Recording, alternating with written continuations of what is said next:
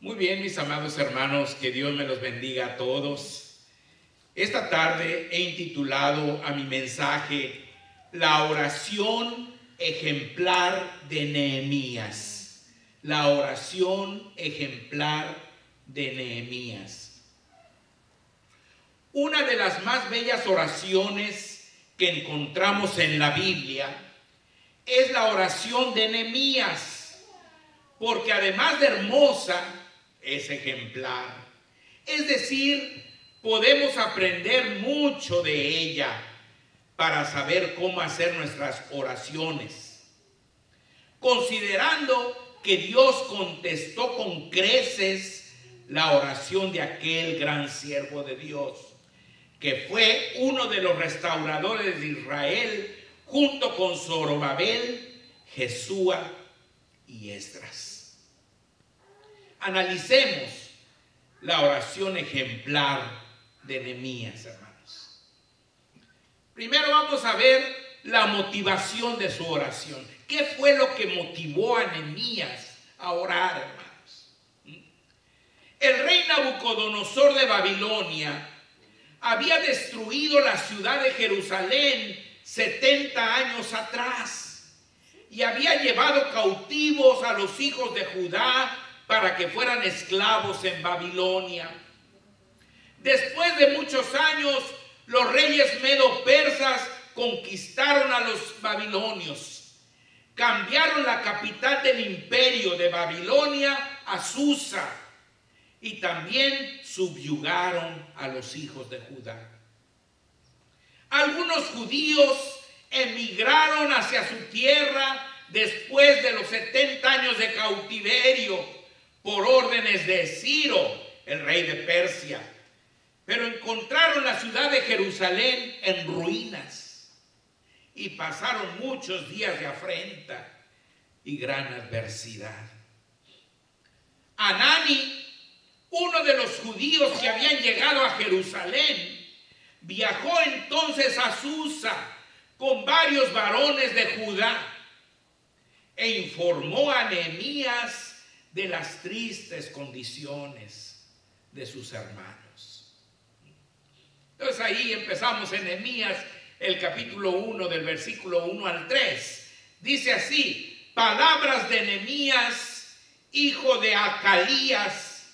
Aconteció en el mes de Quisleu, en el año 20, estando yo en Susa, capital del reino, que vino Anani, uno de mis hermanos, con algunos varones de Judá, y les pregunté por los judíos que habían escapado, que habían quedado de la cautividad, y por Jerusalén.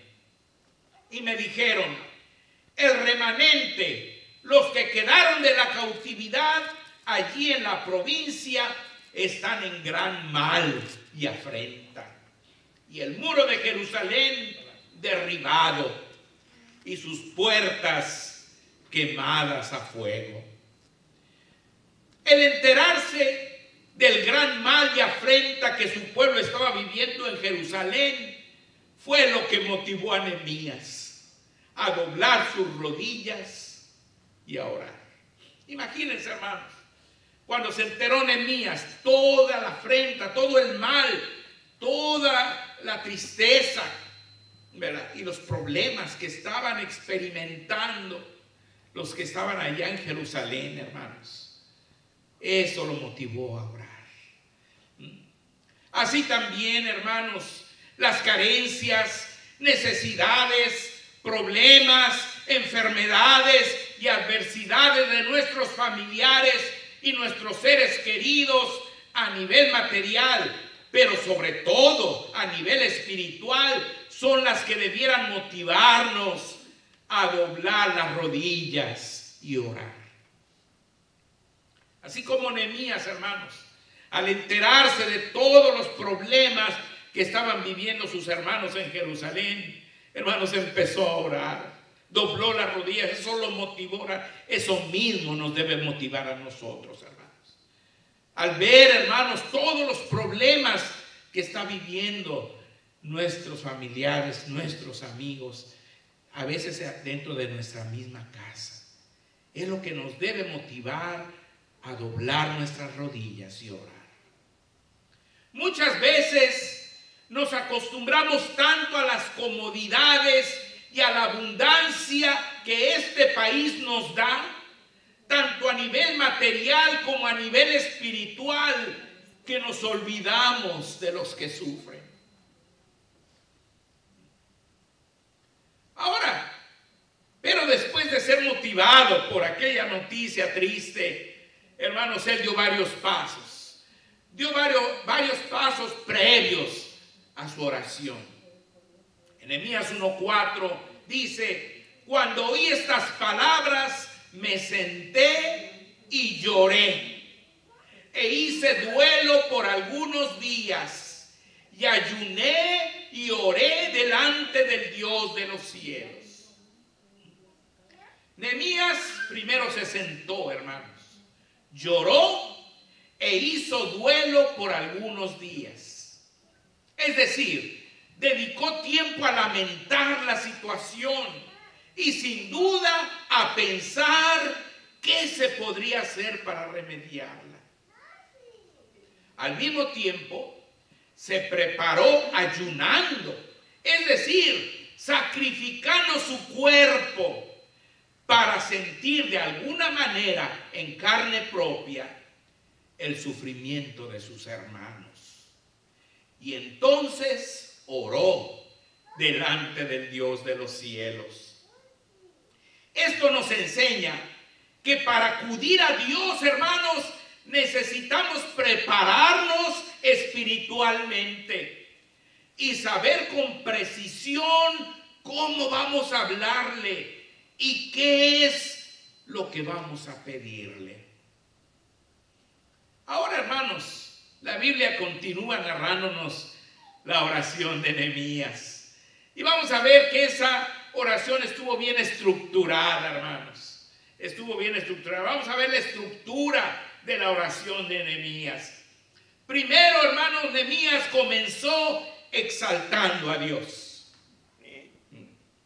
Exaltó la persona de Dios. Nehemías comenzó su oración alabando a Dios por lo que Él es. Fíjense, Nehemías 1:5 dice: y dije, te ruego, oh Jehová, Dios de los cielos, fuerte, grande y temible. Lo llamó Dios de los cielos, por cuanto es el creador del universo. Fuerte, por cuanto es todopoderoso. Grande, por cuanto es inmenso, infinito y omnipresente. Grande y temible, por cuanto es totalmente justo. Nehemías entonces alabó a Dios también por lo que Él hace. Fíjense, en el versículo 5, la segunda parte dice que guarda el pacto y la misericordia a los que le aman y guardan sus mandamientos. Guarda el pacto. Él es un Dios de pactos, siempre los cumple. Guarda la misericordia. Es Dios de misericordia y de gracia. Misericordia, como ya lo he dicho antes, es que Dios no nos trata como merecemos. Y gracia es que Dios nos trata como no merecemos. Y finalmente dice que guarda el pacto y la misericordia a los que le aman y guardan sus mandamientos. Es decir, guarda el pacto y la misericordia a los que están en una buena relación con Él, porque guardan sus mandamientos. Asombrosamente, la oración del Señor Jesús, cuando sus discípulos le pidieron que les enseñara a orar, comenzó de la misma manera. ¿Se acuerdan? Cuando Jesús les enseñó, dice: vosotros pues oraréis así, Padre nuestro que estás en los cielos, santificado sea tu nombre. Venga tu reino, hágase tu voluntad como en el cielo, así también en la tierra. El Señor Jesús nos enseñó a exaltarlo, porque Él es nuestro Padre Celestial, Padre nuestro que estás en los cielos. Pero también nos enseñó a exaltarlo por lo que Él hace, gobernar. Gobernar, porque dice, venga tu reino, hágase tu voluntad como en el cielo, así también en la tierra. Así que cuando tú ores, hermano y hermana en Cristo, comienza como Nehemías y como nos enseñó el Señor Jesús, exaltando el nombre de Dios. El Señor es digno de toda nuestra alabanza y adoración, por cuanto es nuestro creador, sustentador y rey. Después, en la estructura de la oración de Nehemías siguió, hermanos, la confesión de pecados. La confesión de pecados. Dice así el versículo 6 y 7, esté ahora atento tu oído y abiertos tus ojos para oír la oración de tu siervo, que hago ahora delante de ti día y noche por los hijos de Israel, tus siervos, y confieso los pecados de los hijos de Israel que hemos cometido contra ti. Sí, yo y la casa de mi padre hemos pecado. En extremo nos hemos corrompido contra ti y no hemos guardado los mandamientos, estatutos y preceptos que diste a Moisés tu siervo. La confesión de pecados, mis hermanos, es importantísima, porque el pecado nos aparta de Dios, hermanos. ¿Se acuerdan lo que dice en Romanos 3, 22 y 23? Dice, por cuanto no hay diferencia, por cuanto todos pecaron y están destituidos de la gloria de Dios. Pero también, hermanos, el pecado nos mata. Dice en Romanos 6, 23, porque la paga del pecado, ¿qué? Es muerte.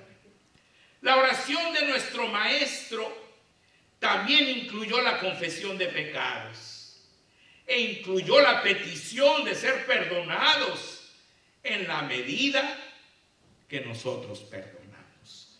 ¿Se acuerdan lo que dice ahí? Dice en Mateo 6, 12 y luego 14 al 15, dice, y perdónanos nuestras deudas, como también nosotros perdonamos a nuestros deudores. Porque si perdonáis a los hombres sus ofensas, dijo Jesús, os perdonará también a vosotros vuestro Padre Celestial. Mas si no perdonáis a los hombres sus ofensas, tampoco vuestro Padre os perdonará vuestras ofensas. Entonces, qué importante es confesar nuestros pecados y pedir el perdón al Señor. Y entonces, hermanos, continuó la oración de Nehemías con el recordatorio de las promesas de Dios. Nehemías, como buen judío, conocía las Sagradas Escrituras, y el hecho de saber las promesas de Dios indica que las estudiaba y las creía. En Nehemías 1, 8 al 9 lo dice, acuérdate ahora de la palabra que diste a Moisés tu siervo, diciendo, si vosotros pecareis, yo os dispersaré por los pueblos. Pero si os volviereis a mí y guardareis mis mandamientos y los pusiereis por obra, aunque vuestra dispersión fuere hacia el extremo de los cielos, de allí os recogeré y os traeré al lugar que escogí para hacer habitar allí mi nombre. Nehemías, hermanos, sabía correctamente que la razón del cautiverio había sido el pecado de Israel. Por eso es que confesó los pecados. Él sabía perfectamente, porque así decía la Biblia, que si desobedecían a Dios, Dios los iba a dispersar, hermanos. Entonces él sabía perfectamente, hermanos, que el cautiverio se había debido al pecado, pero también sabía que confesándolo, convirtiéndose de los malos caminos y obedeciendo al Señor, Dios perdonaría y cumpliría lo prometido, tal como se lo dijo a Moisés. Cuán importante es que conozcamos las promesas de Dios y que las creamos. De otra forma, estaremos como los fariseos del tiempo del Señor Jesús, a quienes les dijo en Mateo 22, 29, ¿se acuerdan? Erráis, ignorando las Escrituras y el poder de Dios. Hermano, Nehemías ahí nos da una gran lección. Él conocía la palabra de Dios y por eso él pudo recordarle a Dios las promesas que le había dado a su pueblo. Luego, hermanos, en su oración siguió la intercesión. Versículo 10. Ellos pues son tus siervos y tu pueblo, los cuales redimiste con tu gran poder y con tu mano poderosa. Señor, esta gente, esos que tú dispersaste, esos que están aquí, esos que tú desechaste, son tu pueblo. Son tu pueblo, son tus siervos que tú redimiste. Pues ahí está intercediendo por ellos, hermano. El siervo de Dios siempre intercede por su rebaño. Tenemos el ejemplo de Moisés. En Éxodo 32, 9 dice, dijo más Jehová a Moisés, yo he visto este pueblo, que por cierto es pueblo de dura cerviz. Ahora pues déjame que se encienda mi ira en ellos y los consuma, y de ti yo haré una nación grande. Entonces Moisés oró en presencia de Jehová su Dios y dijo, oh Jehová, ¿por qué se encenderá tu furor contra tu pueblo que tú sacaste de la tierra de Egipto con gran poder y con mano fuerte? ¿Por qué han de hablar los egipcios diciendo, para mal los sacó, para matarlos en los montes y para raerlos de sobre la faz de la tierra? Vuélvete del ardor de tu ira y arrepiéntete de este mal contra tu pueblo. Acuérdate de Abraham, de Isaac y de Israel, tus siervos, a los cuales has jurado por ti mismo y les has dicho, yo multiplicaré vuestra descendencia como las estrellas del cielo y daré a vuestra descendencia toda esta tierra de que he hablado y la tomarán por heredad para siempre. Entonces Jehová se arrepintió del mal que dijo que había de hacer a su pueblo. Fíjense, hermano, Moisés se atrevió a decirle a Dios, Señor, no. ¿Qué van a decir los egipcios? ¿Qué van a decir los pueblos? Las naciones que nos sacaste para hacernos morir aquí en el desierto. Y el Señor escuchó la oración de Moisés. El Señor Jesús también intercedió, hermanos. También intercedió. Ahí en Juan 17, a partir del versículo 9, dice, yo ruego por ellos, no ruego por el mundo, sino por los que me diste, porque tuyos son. Y todo lo mío es tuyo y lo tuyo mío, y he sido glorificado en ellos. Y ya no estoy en el mundo, mas estos están en el mundo. Y yo voy a ti, Padre Santo. A los que me has dado, guárdalos en tu nombre, para que sean uno, así como nosotros. No ruego que los quites del mundo, sino que los guardes del mal. No son del mundo, como tampoco yo soy del mundo. Santifícalos en tu verdad. Tu palabra es verdad. Mas no ruego solamente por estos, sino también por los que han de creer en mí, por la palabra de ellos, para que todos sean uno, como tú, oh Padre, en mí y yo en ti, que también ellos sean uno en nosotros, para que el mundo crea que tú me enviaste.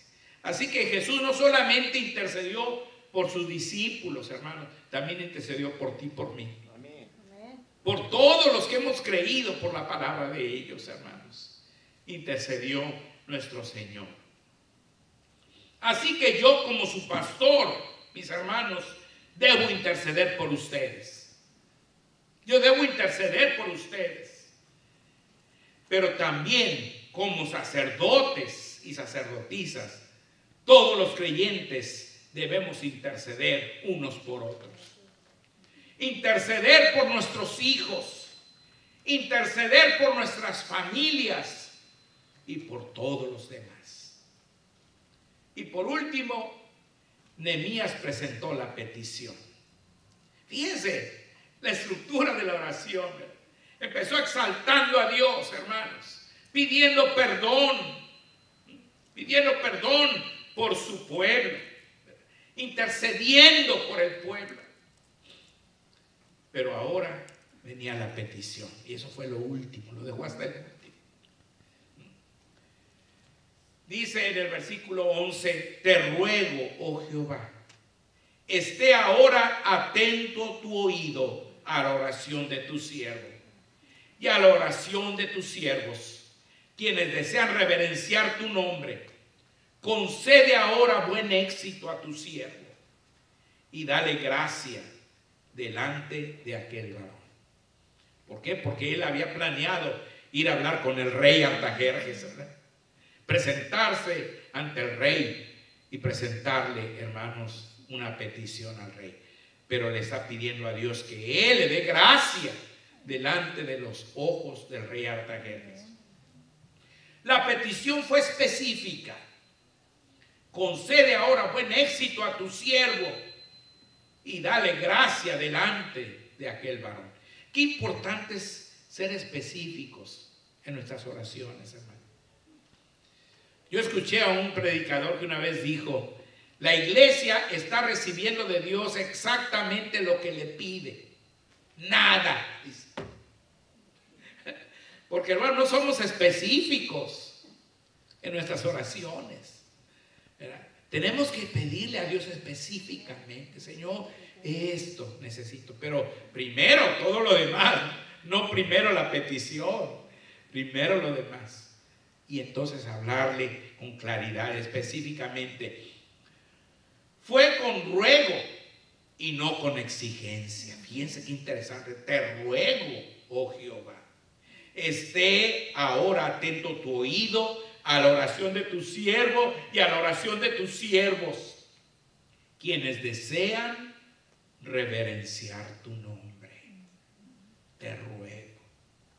Porque hoy día hay personas, hermanos, que le exigen a Dios, hermano. No, a Dios no se le exige, hermano. A Dios se le ruega.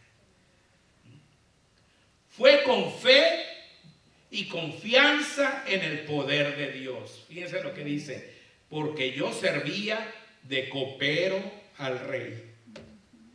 ¿Por qué digo que fue con fe y confianza en el poder de Dios? Y luego digo que Nehemías dijo: porque yo servía de copero al rey. Bueno, por varias razones. Primera, el rey Artajerjes era un rey pagano que no creía en Dios. Entonces, al decir eso, Nehemías le está diciendo: Señor, tú sabes a quién voy a ir a ver. Yo soy su copero, pero él no te conoce. Él es pagano.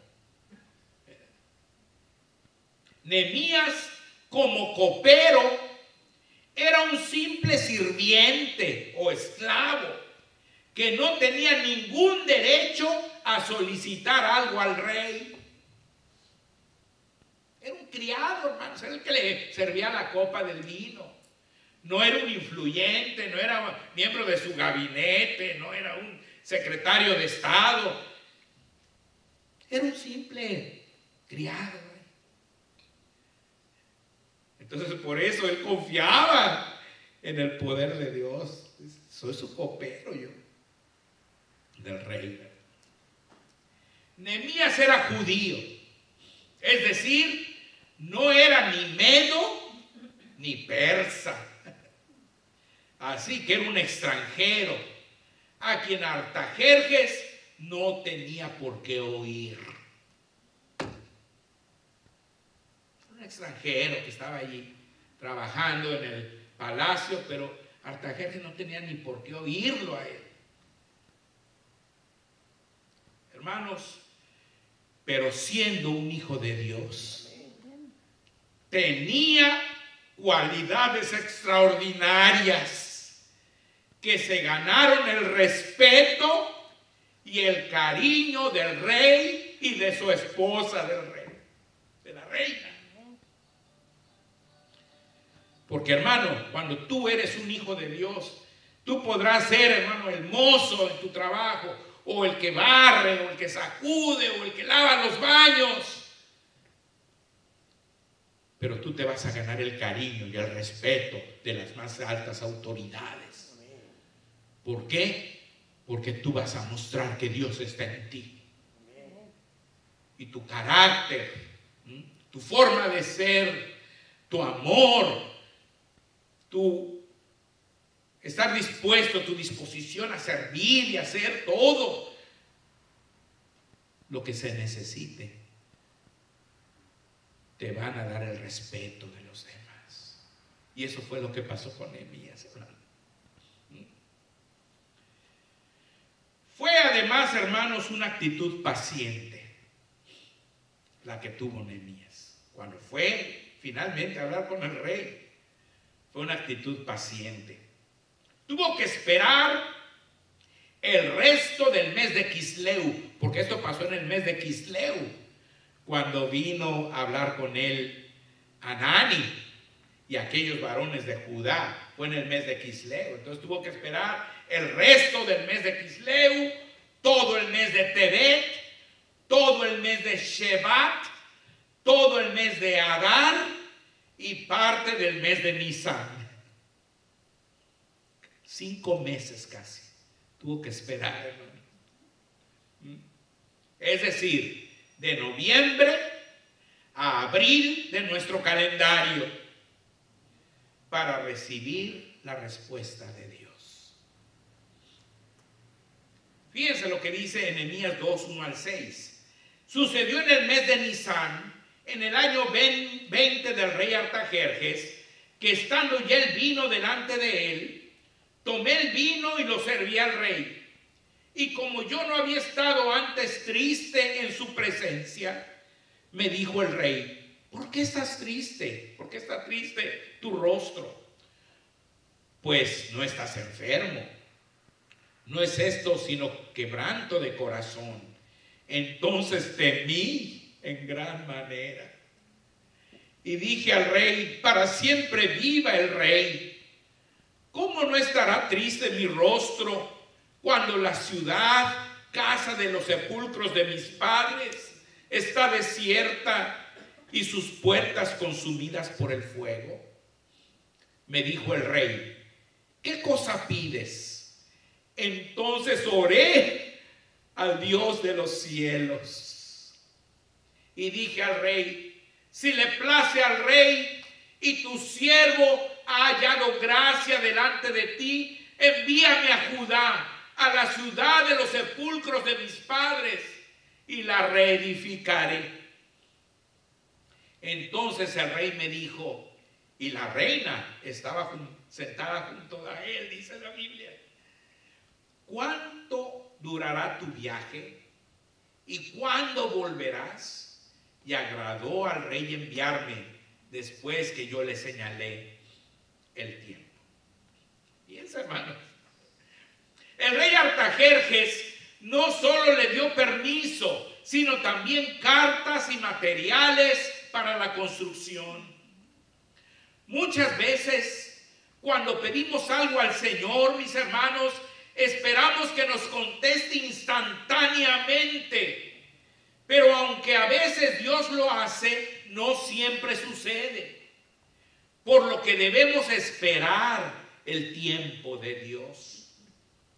Y otras veces el Señor no nos contesta porque lo que le pedimos no es su voluntad para nuestras vidas.